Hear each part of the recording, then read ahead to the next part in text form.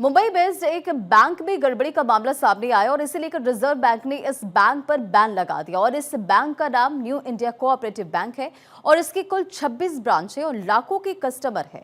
Bank की खबर आग की तरह फैली और खबर सामने आने के बाद इसकी ग्राहकों में अफरा तफरी का माहौल हो गया। रिपोर्ट देखिए।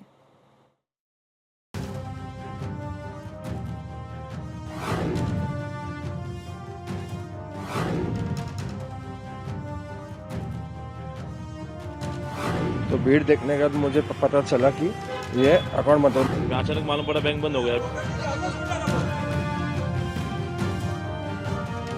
डाउट जा रहा था लेकिन पता नहीं क्या हो रहा था, स्टाफ कम हो गया था।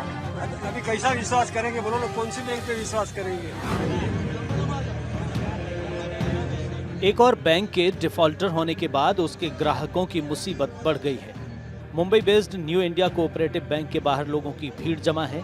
ग्राहक अपना पैसा निकालना चाहते हैं लेकिन उन्हें उन्हीं का पैसा नहीं मिल पा रहा। रिजर्व बैंक ने गुरुवार को बैंकों के लिए बनाए गए नियमों का पालन न करने की वजह से बैंक में डिपॉजिट और विड्रॉल पर रोक लगा दी। अब बैंक नया लोन भी जारी नहीं कर सकेगा, लेकिन सवाल उठता है कि आरबीआई और बैंक की इस रस्साकशी में आम आदमी पिस रहा है।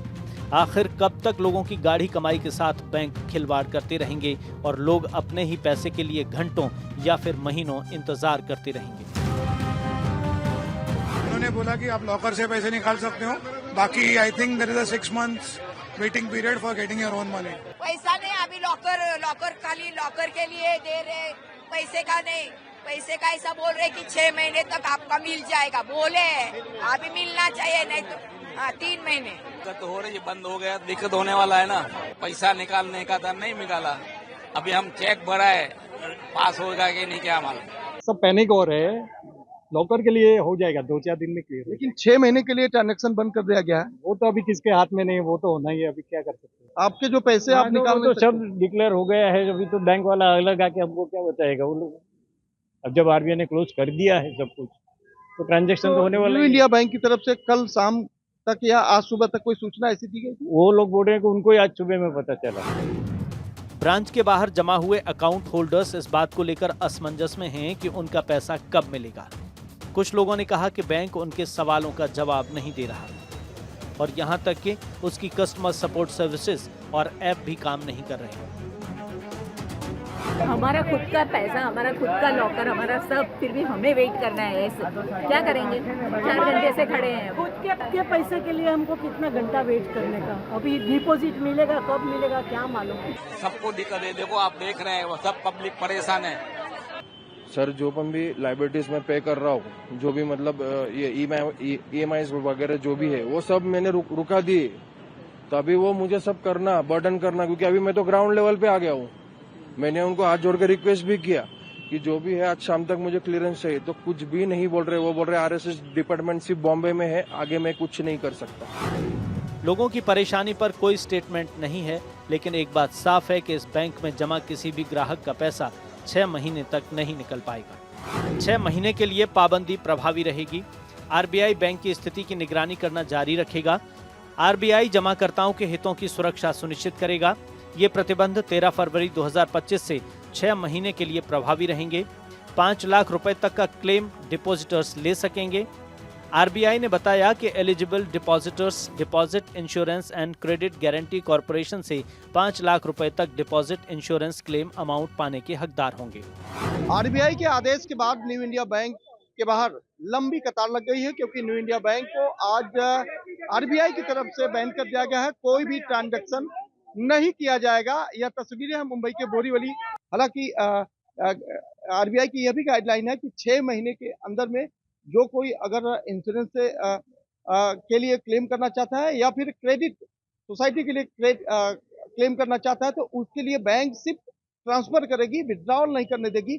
वह भी 5 लाख रुपए की अधिकतम राशि दी गई है। तो कहीं न कहीं आरबीआई की तरफ से जो गाइडलाइन दी गई है, उसकी जानकारी लोगों तक पहुंचनी चाहिए, लेकिन बैंक के द्वारा अब तक कोई इस तरह की जानकारी नहीं दी गई है।